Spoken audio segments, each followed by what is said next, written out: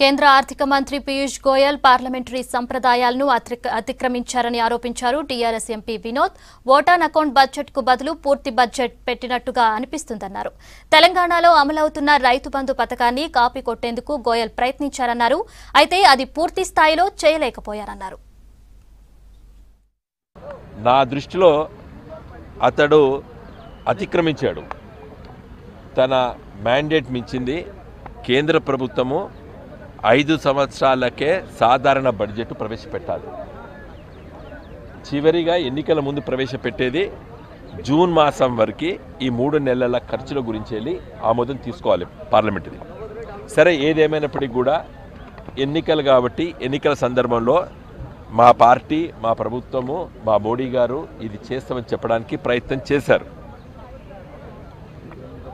ఈ 5 సంవత్సరాల మోడీ గారి ప్రభుత్వము చెప్పుకోదగ్గ ఫ్లాగ్షిప్ ప్రోగ్రామ్ అంటాం. అంటే ఈ ప్రభుత్వము ఈ పథకాన్ని తీసుకొచ్చింది అంటూ చెప్పేది ఒకటి కూడా లేదు.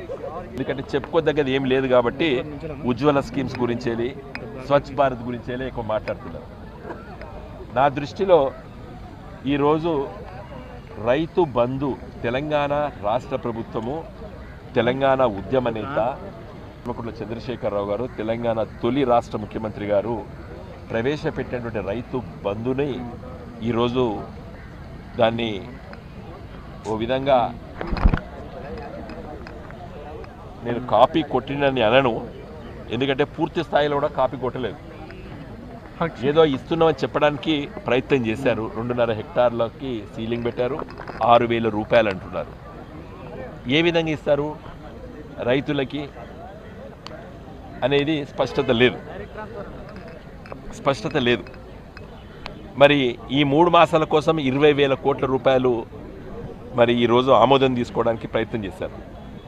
వచ్చే సంవత్సరం అంటే 2019, 2020కి 75,000 కోట్ల రూపాయలు కేటాయింపులు చేస్తామని చెప్పారు. మంచి పథకం తెలంగాణ రాష్ట్ర ప్రభుత్వం తీసుకొచ్చింది.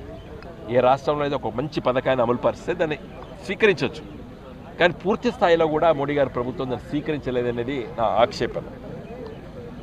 కానీ కుటుంబాలను ఆదుకోవడానికి తీసుకొచ్చినటువంటి గొప్ప పథకం రైతు బీమా. అలాంటిదేమో తీసుకొస్తారని చెప్పి నేను ఆశించినా అదేం లేదు. ఎందుకంటే పేద వర్గాలకి, అట్టడుగు ఉన్నటువంటి వర్గాలకి ఉపయోగపడేటువంటి పథకం. కాబట్టి మోడీ గారి ప్రభుత్వం ఈరోజు చేసిన ప్రయత్నము మరి ఆచరణ లోపల అది ఆమోదయోగ్యంగా ఉండకపోవచ్చు అనేది నా అనుమానం.